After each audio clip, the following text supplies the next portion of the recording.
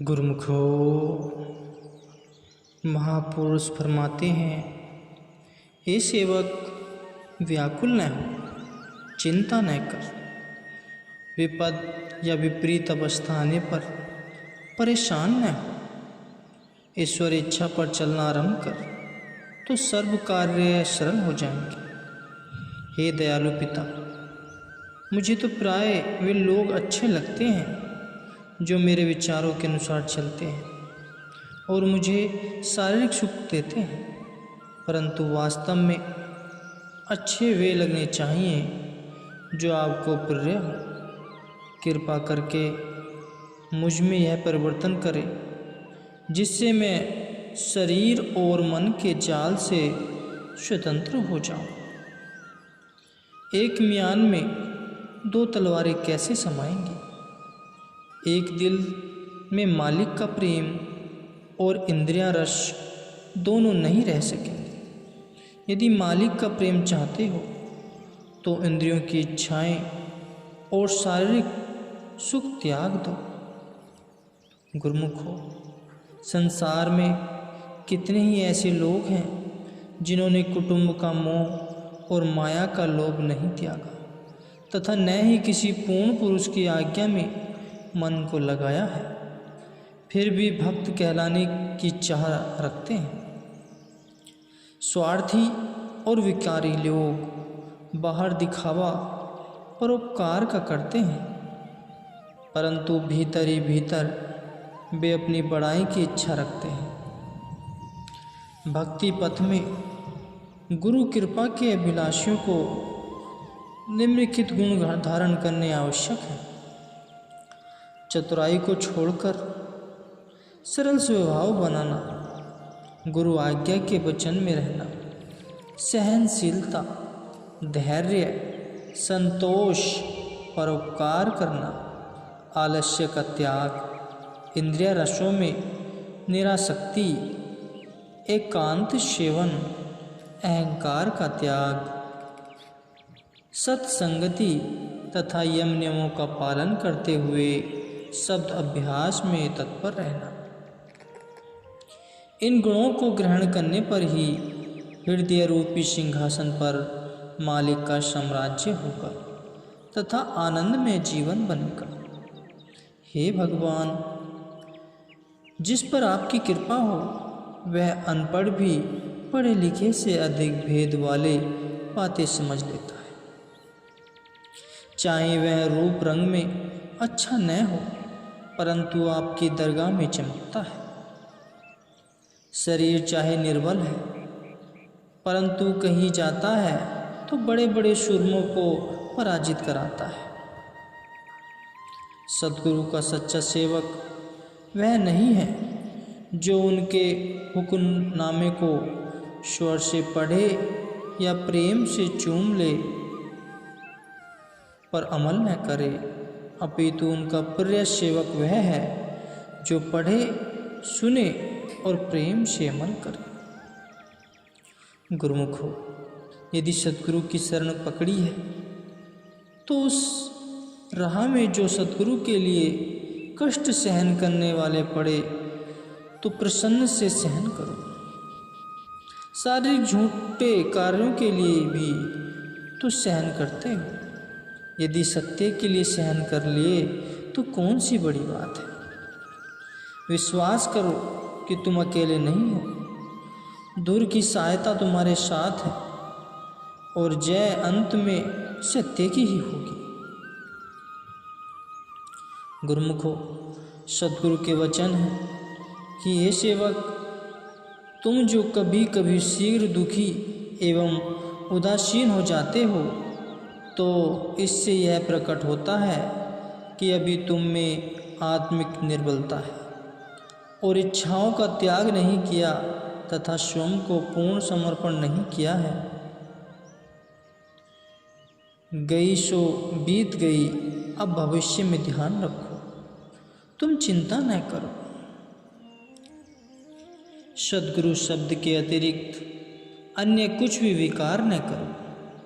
तुम जो कार्य वर्षों में भी नहीं कर सकते, मालिक एक पल में कर सकते हैं।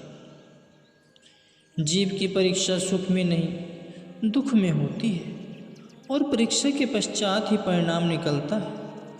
जो दुख में धैर्य रखता है और मालिक पर विश्वास रखता है वह ही मालिक की कृपा का पात्र बनता है। तुम्हारे पास यदि कोई सोच या चिंता आ जाए तो उसे अधिक समय न ठहरने दो। उसी समय कोई शास्त्र पढ़ो या सेवा में शामिल हो जाओ, नहीं तो ध्यान करो या मालिक की महिमा के शब्द उच्च स्वर में गाना प्रारंभ कर दो, अथवा मन के विकारों को बदल चिंता को शीघ्र वहां से भगा दो। तुम सद्गुरु को अंग संग समझो, वे अमर पुरुष सर्वत्र तुम्हारी सहायता करेंगे। तुम घबराओ नहीं, धैर्य को अपनाओ और सब कुछ उन पर छोड़ दो। हे सेवक, तुम प्रभु की लीला के संबंध में संशय न करो कि ऐसे क्यों किया, वैसे क्यों किया। तुम उनसे अधिक बुद्धिमान तो नहीं हो, या तुम्हारी त्रिकालदर्शी दृष्टि तो नहीं है। तुम्हारा कर्तव्य है कि सदैव आज्ञाकारी व सेवक बनकर मौज में खुश रहो और उनकी कृपा के पात्र बन जाओ। प्रभु अपनी दया और मेहर से जीव को अपने साथ मिलाना चाहते हैं, फिर माया के धोखे में आकर पल्ला छुड़ाना चाहते हैं, परंतु मालिक फिर भी दयालु है। जीवों पर हर समय कृपा दृष्टि करते रहते हैं और सतमार्ग दर्शाकर अपनी ओर खींचते हैं। गुरुमुखो, प्रभु के संतों की महिमा जीवा कैसे वर्णन कर सकती है। मन और बुद्धि उस बेअंत प्रभु का कैसे अंत पा सकते हैं। प्रभु अपने प्रिय संतों से सदैव बोलते हैं, वह संत उनकी आज्ञा के बिना एक पग भी आगे नहीं बढ़ाते। सावधान रहना, उनके संबंध में कुछ बुरा सोचा या कहा तो प्रभु से सहन नहीं होगा। जाति पाति और ऊंच नीच व्यर्थ की बातों में अपना समय नष्ट न करो। इससे अच्छा तो बैठकर नाम की कमाई करो, जिससे तुम मुक्त हो जाओगे। मालिक के दरबार का द्वार इतना सूक्ष्म है कि तनक भी अहंकार वाला व्यक्ति भीतर प्रविष्ट नहीं हो सकता। जो स्वयं को कुछ समझता है वह बाहर ही भटकता रहेगा, और जो विनम्र भाव वाले हैं वे निमानों के मान प्रभु से मिलकर आनंद प्राप्त करेंगे। गुरुमुखो, हे प्रभु, आपके बिना जो अन्य वस्तुओं से स्वयं को बहलाता है या दूसरों पर भरोसा रखता है वह एक दिन धोखा खाएगा और पछताएगा। हे सर्वव्यापक अंतर्यामी समर्थ प्रभु, आप ही यंत्र तंत्र मेरे सहायक हैं। चाहे सैकड़ों संबंधी हों, कष्ट के समय वे मेरी सहायता नहीं कर सकते। आप जल थल व नभ आदि प्रत्येक स्थान में व्यापक हैं और मेरी सहायता कर सकते हैं और कर रहे हैं। कठिन समय में बड़े चाहे सब हो जाएं, परंतु आपके सिवाय मेरी सहायता कोई और नहीं कर सकता, क्योंकि उनकी इतनी पहुंच नहीं है। आप गुप्त और लंबी भुजा वाले हैं और आपका गुप्त हाथ सेवक की सहायता लोक परलोक में करता है। हे प्रभु, आप जो कभी कभी मेरे पास कष्ट भेजते हैं वह भी आपके प्रेम का ही एक विचित्र मार्ग है।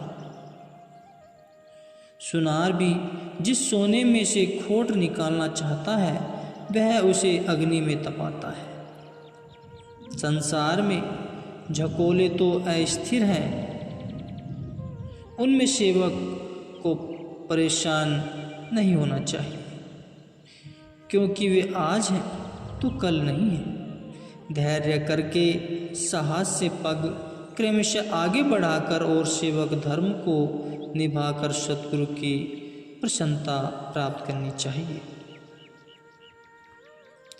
हे प्रभु, मेरा मलिन मन बड़जोरी मुझे विषयों की ओर आकर्षित करता है। मैं स्वयं इससे वचन में असमर्थ हूँ। आपकी कृपा ही मुझे संसार की माया से बचा सकती है। कार्य तो बनता है और कभी बिगड़ता है। सेवक को सदैव आनंदित रहकर सेवा करनी चाहिए। उस आनंद के आगे दुख महसूस नहीं होता और न ही वह सामने ठहर सकता है।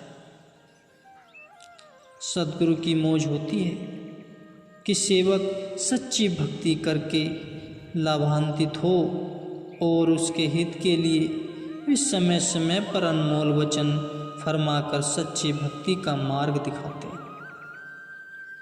अमल करने वाले तो माला माल हो जाते हैं और केवल सुनने वाले ऐसे ही समय व्यतीत कर देते हैं, परंतु फिर भी वे साधारण लोगों से अच्छे। इस दरबार में छोटे बच्चे भी जो सद्गुरु की आज्ञा मानते हैं, सेवा भजन में लीन रहते हुए भक्ति का आदर्श प्रस्तुत करते हैं, लोग उनका भी सम्मान करते हैं। जो कार्य मालिक को प्रिय नहीं लगता वह न करो। मालिक को अंग संग जानकर आत्म कल्याण का कार्य करो। गुरुमुखो, श्री सद्गुरुदेव जी ने किसी भी सेवा की बख्शीश कर आप पर अत्यंत कृपा की है। उसी श्री आज्ञा के परिणाम स्वरूप ही कई गुरुमुख आपकी सहायता करेंगे, परंतु यह सब मालिक की ही कृपा समझनी चाहिए, न कि लोगों की। इसलिए स्वयं को सम्मान न देते हुए अपने मालिक की ही महिमा का गायन करना चाहिए। जो आपसे छोटे या आपके साथ कार्य करते हैं, उन्हें भी आप भक्ति व नम्रता के रस से सनी शिक्षा दें, ताकि वे भक्ति का सच्चा आनंद प्राप्त कर सकें। श्री सद्गुरुदेव के अतिरिक्त जीव का संसार में और कोई भी अपना नहीं है। लोक परलोक दोनों जहां में केवल वे ही सच्चे मीत व संबंधी हैं। इसलिए जीव को मान भी केवल उन्हीं का ही होना चाहिए।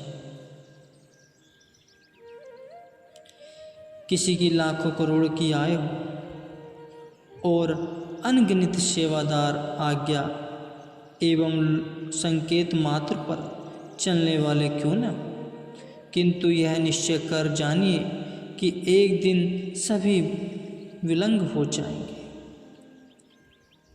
छोटा हो या बड़ा, प्रत्येक को समझाते समय उसकी भलाई को ध्यान में रखते हुए सर्वदा धैर्य व दया को व्यवहार में लाना चाहिए। सेवा कार्य में दूसरा व्यक्ति या सहायक समविचार एवं समस्वभाव वाला होना चाहिए।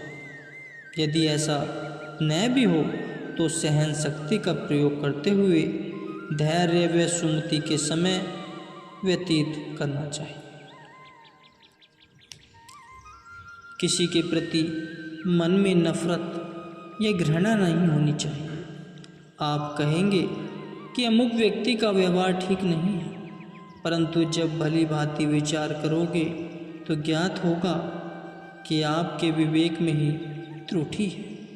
इसलिए प्रथम आप स्वयं को सिखाएं तो दूसरे स्वतः सीख जाएंगे।